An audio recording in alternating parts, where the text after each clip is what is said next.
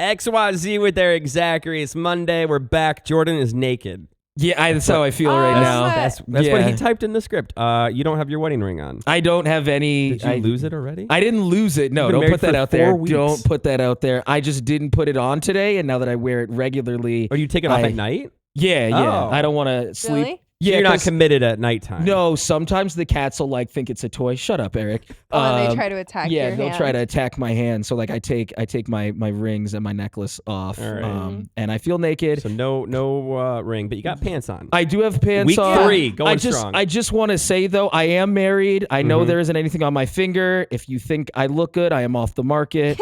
Please just stay away. Wow, just really crushing dreams out there. Yeah. No, I'm sorry. XYZ with Erik Zachary is on.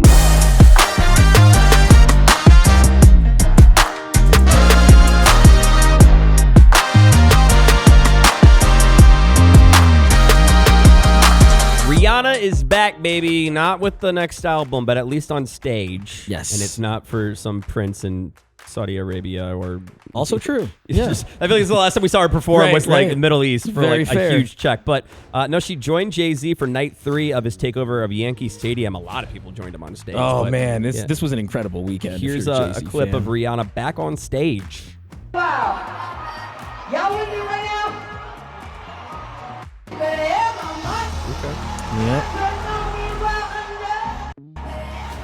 Audrey, as a young person, how do you feel about Rihanna's performance back? Say the words that you said off air. I don't remember what I said. Speak from your heart, Audrey. You said, ooh, she's been gone for a minute, huh? Well, I think she sounds a little rusty. Okay. She does say, That's did okay. say to the crowd, I'm a little rusty. Y'all. Yeah. But I mean, it's Rihanna. I would never have any real criticism. Okay. There, Okay. You know? Yeah. But I mean, she's back on stage. She's performing. Beyonce came out as well. Yep. The show last night started 4 hours late. Wow. I think by the time Beyonce went on stage, I saw it was like 2:30 in the morning at Yankee Stadium. Bonkers. That's nothing to the Beehive, though. It's not even the fan commitment. To me, it's like I know from the production standpoint how many people are in overtime. Sure. How many fees they're paying to keep the stadium open past curfew. Yeah. I mean, imagine being like the concessions person that's been there all day. Your Monday is ruined. You're getting like mandoed into overtime, Yeah. and you're like, whatever. You're on a better have my money. That's seriously. But there you go. Is he done now, or it was just 3 nights? It was just for the weekend. I believe it was the 25th anniversary of the Blueprint album. That kind of started, Jay-Z's whole career. Every show though was different. Yeah. So you got like different set lists, different surprise guests, Cool. things focused on different parts of his career depending on what night you went to. So it was an incredible performance. Jay-Z is back. Rihanna is back. Beyonce is back. All the people are back. At least if you went to Yankee Stadium, and that's probably it. They're not It's not going on tour. Mom's hot take today is getting a little more disco in your life. She's trying to revive the Bee Gees and Earth, Wind, and Fire. Staying alive, staying away. Is that Staying away. okay? So you're saying, she's got a business model here. You're somewhere. saying forget Raid or the True Greens or anyone that's taking care of your backyard from insects and Just get a disco ball. get a disco ball because And the bugs will be staying away. Please we stop got saying it. We got it. Now, like do you that. know this works, or you just saw this on TikTok? No, I heard this on several news organizations. Name one. CNN. Okay. CNN's not doing a story on disco Yeah, they balls. did. I could see them in they like did their on the low, weekend. On their weekends, they when did they don't it. have too many Yeah. watchers. I also heard that if you install a dance floor, that keeps bears away too. The University of Chicago has banned technology for its first-year students, so any freshmen starting there will not be able to use their phones, their iPads, Chromebooks, MacBooks, anything of the like. They're saying to combat AI. Too many kids are just getting way too reliant on using ChatGPT or whatever various model to write papers or take notes or transcribe for them. Well, how does this work though then? Because You you're cannot turning bring it into the classroom. First of all, I just love the fact that the concept of this confuses you. No, I'm saying if it's to combat AI. Yeah. Right. Are you handwriting your essays? No, I don't think you're not In allowed the- to use it, but like adjunct teaching at college, I have a lot of students that like will zone out, have their phone record the lecture, and then like go back and look at the notes later. Yeah. Right. In the lecture Well, I hall, mean- you cannot use anything. So you have to handwrite the notes. You have to old school it. Right. If Sure. you are at home and you got to turn in a paper, Yeah, you're not use technology. Exactly. You're not busting out a typewriter. Right, but then how are you combating AI, really? It's using AI rather than listening skills or paying attention in class. You have to pay attention in class. Listen, I'm all for a quick little cheat in school. I wasn't, not known for occasionally writing a few answers on my hand here and there. Sure. Allegedly. All that to say, as a teacher of college students, it is infuriating when it's a participation class and kids are just out of it. Yeah, I think the bigger thing is that, it's so hard, like, because people are on their phones so much these days, people don't want to engage with strangers. Conversation. And no, if you're just having your phone transcribe notes for you and you didn't ask any follow-up, you're not understanding the material. And I know I really sound like a teacher here, and it's only a part-time thing for me, but it really not only bothers me when I know that the student can apply themselves, but also when they send me a million emails after asking questions that they would know the answer to if they were in class paying attention. I mean, I agree with you. I think it was very frowned upon to have your phone out in college when I was in college. And also I had several professors who wouldn't allow us to use our laptops to take notes. Everything was supposed to be handwritten. I guess my thing is don't get annoyed with me for saying this. I'm gonna get annoyed. If you're paying to go to college and you want to throw that away, then you throw that away. Because I thought I was gonna be annoyed. I'm with you. No, because I'm that money is coming up. I paid for my own college. That money is coming out of my pocket. Every class that I miss is hundreds of dollars. Every time that I'm not paying attention is money that I'm losing. Right. I feel if you want to go and if you want to do whatever and not learn and sure, in high school it's a different story, but if you're going and paying for college, to me, whatever. I agree with you at a higher level. Yes, Audrey. But it's also a respect thing too. Then just don't go to the class. If you truly want to throw money away, then just don't show up. Sure. Yeah. But you showing up and putting your butt in a seat, thinking that that guarantees you at least a C. Well, and I agree with that too. I'm tired of that. I agree with that too. Because I do think that I don't know. I would hate to be talking to blank stares. I'm lucky if I get kids to take headphones out of their ears. Right. And I teach a small course. It's 20 kids. It's not a lecture hall. Yeah. And the fact I can only imagine in a lecture hall how many kids are just sleeping. Yeah. Yeah. You're never going to get 100% of them to be as engaged because, some classes are just credits to kids. Sure. But at the same time, I think you're combating not only AI, but just bringing back a more traditional, level of normalcy in what is expected of a student inside a classroom. Yeah, look, at the end of the day, I'm going to round it out with this. If you want to skate by doing the bare minimum, that's completely on you, and I agree with you, Audrey, but don't use then technology to make people think like your professors or classmates or potential employers that you were paying attention.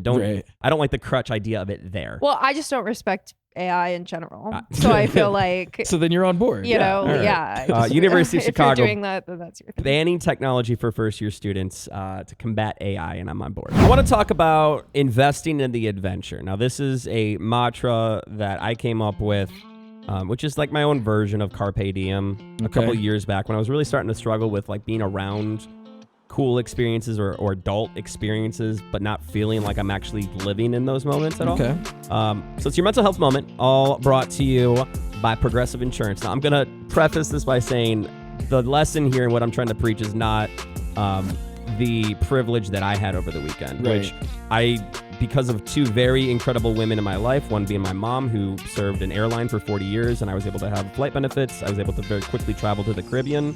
And then my girlfriend, my partner, who, had a trip booked that was she had a friend fall through, and I was able to pop down for the night. All that to say, this is not a moment of me going, look, take a quick one-night vacation when you can, but it's a reminder of because this was so unplanned in my life, and it was at a time that in my head, I didn't feel like I should have probably left work or left the grind. Sure. It was such a reset. And this is something I preached for a long time, is that, it's not a finance thing. Go to the mall that you don't usually go to, or go take that trip an extra 20 miles and go to that one diner you wanted to go to, or call up that one friend that you always say you're going to see and you don't, and do something with them like mini golf. It's just that reminder of breaking up what is so easy to be your traditional everyday and doing something to reset. And it doesn't have to be this giant trip. I'm obviously going to be a huge advocate of travel. I understand that comes from a huge point of privilege, but there's different ways to travel, right? You can travel locally and still break up your norm. Sure. And it was just such a needed mental reset for me that yes, on paper, I got to live a very cool moment where I flew down to the Dominican Republic for a night. But that's not the moral here. The moral is that like that could have also been a fast food restaurant I haven't tried in a different neighborhood than I'm usually in. I think we talked about this either a week or two ago where, like the idea of learning to rest, and I think that this is a prime example of that. Like, it's not really just taking time away from work or saying like, oh, I'm going to hit snooze one more time. It's breaking up the monotonous and getting out there and doing something. If it's feasible to you, but not a part of the routine, that doesn't mean it's wrong. Right. And I guess that's where I've found myself, I'm sure anyone hearing this can relate, like rest could mean just like watching 8 episodes of something on your couch. And like, don't get me wrong, there's definitely a time and place for that. Yeah. But it's also very easy to feel like that's the only way you can rest. And then that's also not, you don't look back at that one time you stayed on the couch 5 years from now and be like, oh man, I'm glad I got that in. Yeah. You think about that one time you met up with that friend you didn't, or you tried that place you haven't tried, or in my case, you get to take a quick, one night trip somewhere. Yeah. Those are the moments that no matter how much money you have or don't, there's always a way to break up the monotony. Yep. And coming back to center here is invest in the adventure, and invest doesn't have to mean finance or money. It can mean investing your hours, investing your time, investing moments, a break in yourself and your life. Yeah. And that's something that I preach. So I'm very, thankful that I have, again, 2 incredible women that made that possible. My mom for her flight benefits, and my girlfriend for saying, hey, like, I'm going to invite you into a friend group trip that you're not a part of because I would like for you to be here for a night. Yeah. But it was also on Jordan, like a business partner of mine, saying, hey, just leave. I got this for a second. Like, please go. So I guess listen to not only your heart a little bit, but also those people around you that know you. That's like, take whatever you need to do to feel like yourself again for one night. Yeah. Jordan was the head of a video production team at a country festival that went down in Chicago. It's a pretty big fest. It's called Windy City Smokeout, and they had everyone from Blake Shelton to Jordan Davis to a few others. Lainey Wilson, Thank you. Russell Dickerson. Very pop country, but at times a little more traditional. And country's not exactly Jordan's bag, but you're a music guy. Yeah. That said, just to set the scene, this is usually my most stressful weekend of the year. My former video production company that I was kind of running by myself, this was like my only big thing. Right. And now that Jordan and I have gone in business together, he said, hey man, like, you have a cool opportunity to get away for a night. Go do that. I got this. Yeah. Did you get it? Did you got it? Did you have it? Yeah, no, I mean, the things that I was in control of, Yes. I could control, and I think that's just how everybody should go about life. When at a festival, multi-day festival, as big as that one is, you got a lot of moving parts that you just can't control. It's about pivoting. Can you handle a new situation or, walking away from something when something new arises? Can you handle drunk toddlers seeing you hold a camera and being now- like, I want to be on TV, Mom? I am 35. Yes, you are. I am not You are young. the oldest person in this room. Exactly. I am not young anymore. I, at a younger age, would be like, oh, that's just what happens at a festival. I'm now ready to snitch on children. Oh. Okay. Right. Your kids, if you had a child go to that festival and you weren't there, you just bought the tickets for your kid, you wasted your money. Your kid is acting up. All right. There are children out there doing things I would be disappointed in that I saw. It's just such a long day festival. It's only one stage, but it's on a blacktop, like parking lot, and People are getting hot. It's an interesting fest because they open the gates at like noon. So from noon to 5, it's all, people that probably shouldn't be consuming alcohol, whether they're of age or not. Right. And just making themselves sick, getting heat stroke, doing way too much by 5 p.m. Seeing those people, either the lights are off and their body's adventuring forward, or worst case, getting carted off by an EMT because they couldn't handle themselves. Now, in my day, because I'm old, Yes. we had the mall. Right? You wanted to go meet up with some friends. This is the mall now. And yeah, that's what I'm saying. Like if I wanted unsupervised public fun, me and my friends would go to the mall. Maybe we saw a movie. Maybe we were just goofing off in the food court. See, mall was too mainstream because Audrey grew up next to the Mall of America. So you'd go to spelunking or under be on a roller coaster. No, with she the would go to boys. caves and stuff she talked about, or trailer park yards. Sure, yeah. Yeah, we would go under bridges. And You stuff went places where you needed a tetanus shot. Right. Yeah. Yes. I did do that. But I also went to, you guys didn't go, you went to music festivals too. Not really in high school. Not really in high school. Really? Not like I'm seeing these kids now and I'm like, Yeah. okay, clearly mommy and daddy's money got you here. Right. I went to. Because it's not a cheap ticket. No. And y'all are acting a mess. You are fighting in public spaces. Oh yeah, these little scrawny kids these fighting. little, and y'all got no business Audrey, fighting. you said you went to. Well, I was going to say at 17 years old, I went to Lollapalooza, also in Chicago, with a bralette and a dream. And that was a failure on your parents' part. But you made it through. You didn't mean it, Mom. That said, I don't think anyone should be attending an unsupervised festival like this until you're at least 20. Something like that.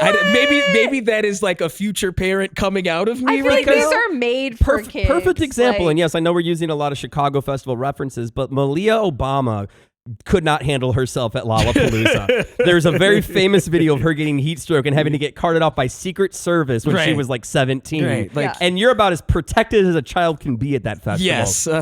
Parents, don't send your kids to fest. I don't know if kids should be if a fest. If you want to like take this. them with you, that's a different conversation. But if you're just shipping them off, ooh.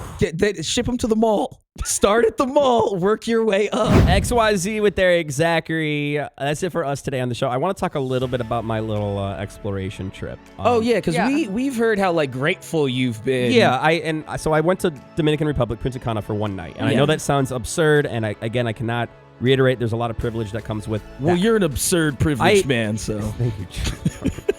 No, what I mean is like I got the opportunity. I was able to fly very low cost because my mom's flight benefits and my girlfriend was already down there. Right. So this wasn't like, oh, I have an extra $1,000 to blow. Yeah. Let me go. You are lucky enough to have spent maybe $50 to do this. I'm lucky enough that I have very successful women in my life that I was able to. Yeah. That said, I just want to talk about the trip a little bit, right? Okay. So I really was on the ground in Punta Cana for like 18 hours. I flew down to see my girlfriend for the last night, that she was at this resort with her friends, and then I flew home the next day with her. That said, so much happened in those 18 hours. Was it like The Hangover? Kind of. My girlfriend's not that crazy. Okay. Yeah. But you are. If I was with that group if I was with you, Jordan, why you got to bring me into this? then I don't know how this would have played out. So her and I get picked up. Okay. It's an all-inclusive resort. So we had like an extra beer and glass of wine for breakfast, and then we're going to the airport, right? Right. And there's a car service. It's like a 40-minute drive from the resort. If you've ever been to the DR, especially the Punta Cana area, there's not a lot going on in like a city center. Like it's just like very exclusive resorts that are behind walls, and then it's a long drive to the airport, and that's about it. Okay. You're kind of going through the jungle at one point. Literally one road. You're lucky if you see a gas station every like 20, 30 miles. Okay. We're in the back of this car, and the car just starts slowing down, and the guy does not speak English, and I do not speak Spanish. Quick side note, the night before, I tipped one of the waiters behind my friend's back to like go along with that, like I'm fluent in Spanish, and he was like, "Oh, I got you, man." Okay. So I just started spitting out whatever like phrases I knew, and like Como diez, pero, cuatro bien. but no, to a point where I was ordering. I mean, I can get around, Sure. but like this guy was like very like he was on my side. And everyone there was like, "Oh, so I didn't know you were fluent in Spanish." And Rachel's like, "I'm just learning this about my boyfriend now." So that went out the window real fast. When the car starts slowing down, he starts saying a bunch of stuff in Spanish. She looks at me. I'm like, "I don't know what he's saying."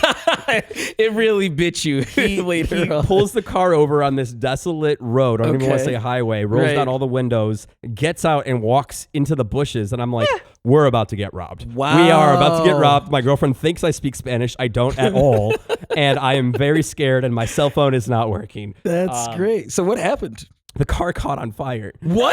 Like it started overheating. He tried to let it cool down. We pulled out. We went like another like 10 miles, and then once again it shut down. I was able to use my very fluent, non-fluent Spanish skills to surmise that that our next car that he had arranged very well, shout out to this guy, to pick us up was 10 minutos away. Erik's Spanish is based off of a select group of Pitbull songs.